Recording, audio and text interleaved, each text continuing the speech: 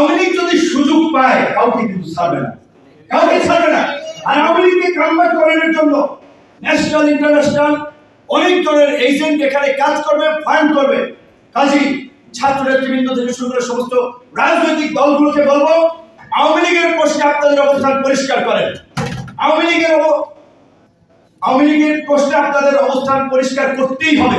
এবং জনগণকে বলবো, ৭১, ৯০, ২০০৭ সাল, এই ২৪-এ অসংখ্যবার এই দেশের সাধারণ মানুষ, ছাত্র জনতা, কৃষক, শ্রমিকের সন্তানেরা জীবন দিয়েছে। এই আন্দোলনে যে আমরা বলি ২০০ শতাধিক মানুষ মারা গিয়েছে, কয়েকজন এমপির ছেলে মারা গিয়েছে, কয়েকজন সচিবের ছেলে মারা গিয়েছে, কয়েকজন পুলিশের ডিআইজির ছেলে মারা গিয়েছে, কয়েকজন শীর্ষ ব্যবসায়ীর সন্তানরা মারা গিয়েছে।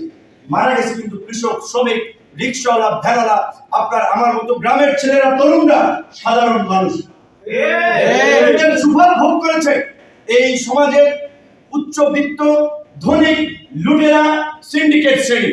কাজে এইবার যেন সেটা না পায়, সেই জন্য আমরা বলেছি আমাদের নতুন রাজনৈতিক বন্দোবস্তের প্রয়োজন হবে।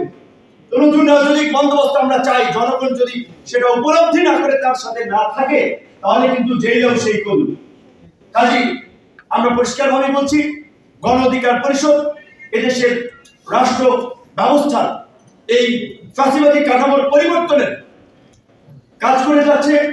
নির্বাচন থেকে শুরু করে প্রশাসন, সমস্ত ব্যবস্থাকে আমূল পরিবর্তন চায়।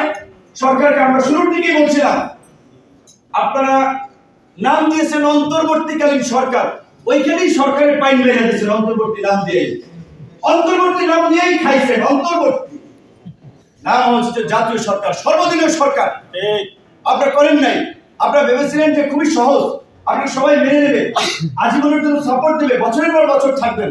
কিন্তু দেখেন ৫ মাস যেতে না যেতেই সরকার এবং রাজনৈতিক দল, সবাই নয়তো কিছু কিছু রাজনৈতিক দল মুখোমুখি হয়ে দাঁড়াচ্ছে।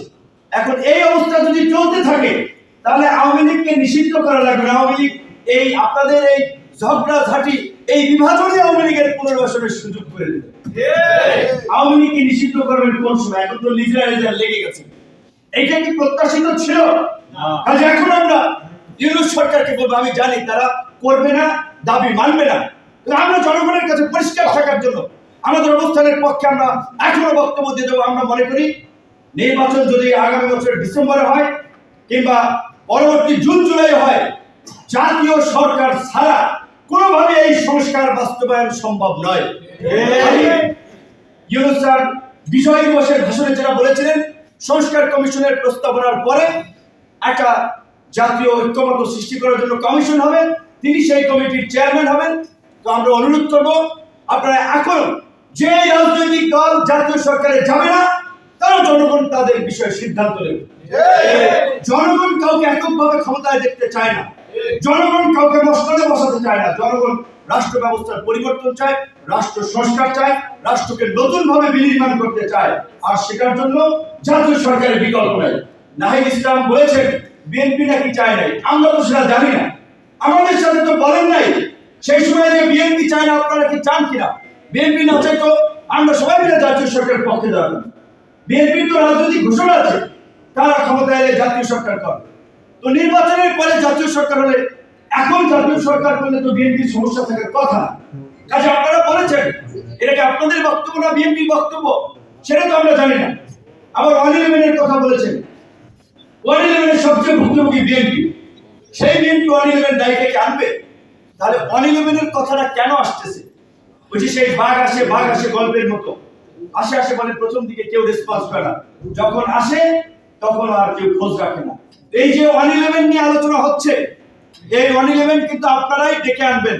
কাজে এটা আমরা পরিষ্কার বলছি, আপনারা গত 5 মাসে রাষ্ট্র পরিচালনায় ব্যর্থতার পরিচয় দিয়েছেন।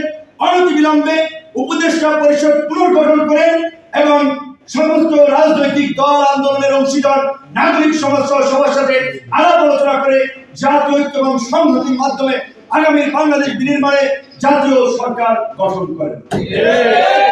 অধিকার পরিষদের আজকের আলোচনা থেকে এটাই আমাদের আহ্বান। ধন্যবাদ।